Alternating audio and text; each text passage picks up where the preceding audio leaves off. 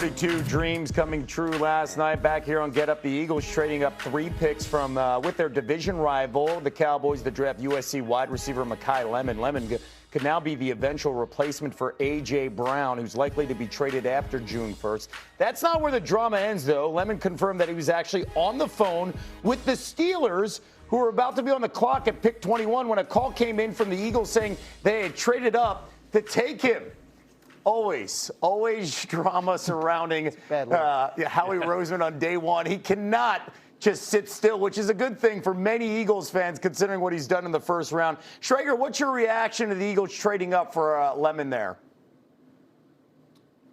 When Ian Rappaport had that report on the NFL Network broadcast and it went on viral on Twitter, I was doing the McAfee show, and I'm like, this seems a little bit like WWE and theatrics. The more you hear about it, it sounds like it's true. It sounds like the player was on the phone with the Steelers, Makai Lemon, but the pick hadn't been submitted yet. And they were like, well, the Cowboys aren't taking a wide receiver. They were having the conversation.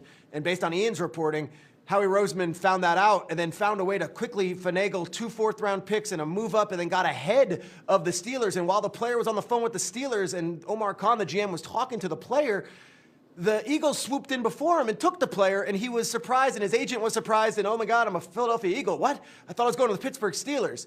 The Steelers, though, don't feel like they missed out on Jerry Rice right now. They also had their pick, the Arizona State tackle, very high on their board. So much so that Bill Cowher and Pat McAfee and those guys were at the Steelers facility yesterday, and they're saying all they were talking about was the Arizona State tackle and if he would be there. So, did Howie Roseman make a canny move and do some real great acrobatics here and get Makai Lemon? Yes. Did the Steelers become the big losers of the night by not getting Makai Lemon? I don't think so, but this is one we'll be watching for many years, which player ends up having the better NFL career. And by the way, we're going to talk about the Steelers in a moment. And some backstory here. Howie Roseman's done this before. A few years back, they were sitting at 12. 5 years ago. And then the Cowboys are sitting at 10. Devontae Smith's there. The Giants are picking at 11. The Eagles move up, right, at 10. What's your reaction to what you heard and the idea that the Eagles decide to go wide receiver here and not offensive line? First of all, like when we talk about who had the best night, I don't know how any of these guys are going to play, and no matter how good a scout or evaluator you are, neither do you. So when we talk about who had the best night, who managed the round the best? Who maximized their resources the best? That's Howie Roseman knowing the board, figuring out if I need to go get this, I need to get ahead of Pittsburgh because my intel says they're going to take him. That's the kind of stuff when we talk about who drafts well.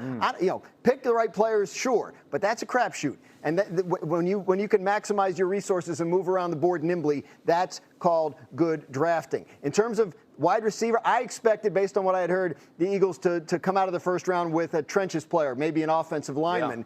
But obviously, Makai Lemon was much higher on their board than these spots, 2023 in the draft. So the opportunity to move up and get him at a relatively low cost was one they couldn't pass up, especially because it sounds like they're going to be trading A.J. Brown to probably the New England Patriots after June 1st when the cap hit eases out for the Eagles. So this is a player they had rated much higher on their board than where they took him at a position where they're going to have a need. Good move. Neek, I love the pinstripe, so the fit was good, but do you like the actual fit on the offense with this team, Makai Lemon?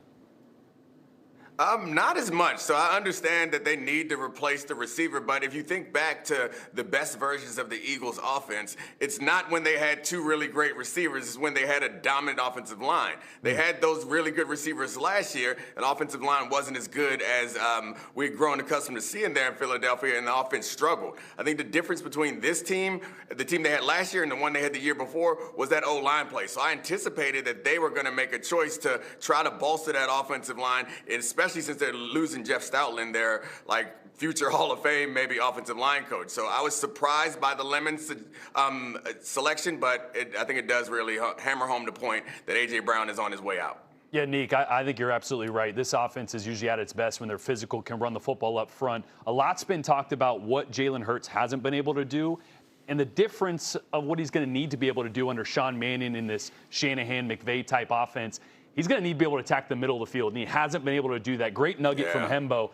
38.4% of his pass attempts between the numbers the last 2 years is by far the lowest in the NFL. Wow. The next qualified guy was 44%. The NFL average is 50%. Yeah. This offense attacks the middle of the field. So getting a guy like Makai Lemon, who is a dog, and the mentality is there. He's willing to get in there and block when you need to, do the dirty work, but also a playmaker with the ball in his hands and after the catch in the middle of the field is exactly what Jalen Hurts hasn't been able to do, he's going to need to do, and exactly what Sean Mannion's going to ask him to do as this offense starts to really change under new leadership. Litnikoff winner, to your point here, great hands Yeah. at 5'11", and the comp that you see a lot, Amon-Ra St. Brown. What does Amon-Ra St. Brown do? Middle of the field, 10 to 12 yards down the field. It changes the way this offense is, specifically that we've seen with Jalen Hurts in the past. All right, I mentioned Lemon and the drama, of course, because Pittsburgh was sitting right there. What does Pittsburgh do now with Lemon gone? Well, they go with the offensive tackle, and Schrager brought his name up because it is a stud from Arizona State. That is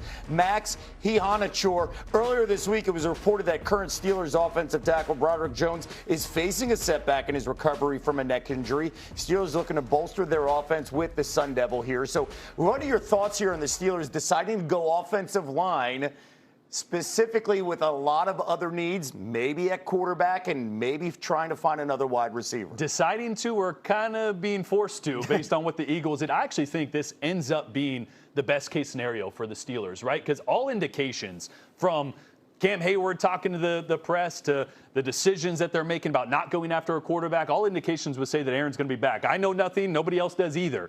But that just feels like it's going to happen. You got a 42-year-old quarterback. You need offensive linemen, especially with Broderick Jones, his injury status being up in the air. This is a talented, high-ceiling type of tackle. Can he develop quick enough to make an impact this year will be the question because they need him. Schrager, get the final word on this. Well, yeah, look, he didn't play football until a couple years ago. Didn't get to the States till he was 13. This is a project, but the upside is insane. And again, we could talk about who they took over who, the position and the player.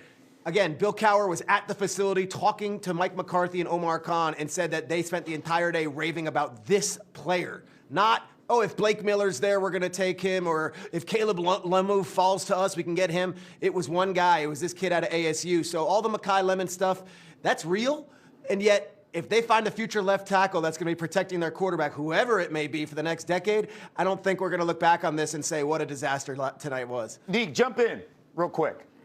Yeah, Hihanachor has a high ceiling, so I like him as a selection. But I do think that because Aaron Rodgers wants to get rid of the ball so quickly, someone like Makai Lemon, a receiver that you can get the ball to really quickly in a short area and can make a big play out of it, would have been probably more impactful immediately. I think Hihanachor is a better long-term option for this team as they prepare to transition to another quarterback at some point. But, I mean, anytime you can improve the O-line, I feel like that's a position that no one ever criticizes. You draft a tackle, we're all going to clap for you and say you're smart.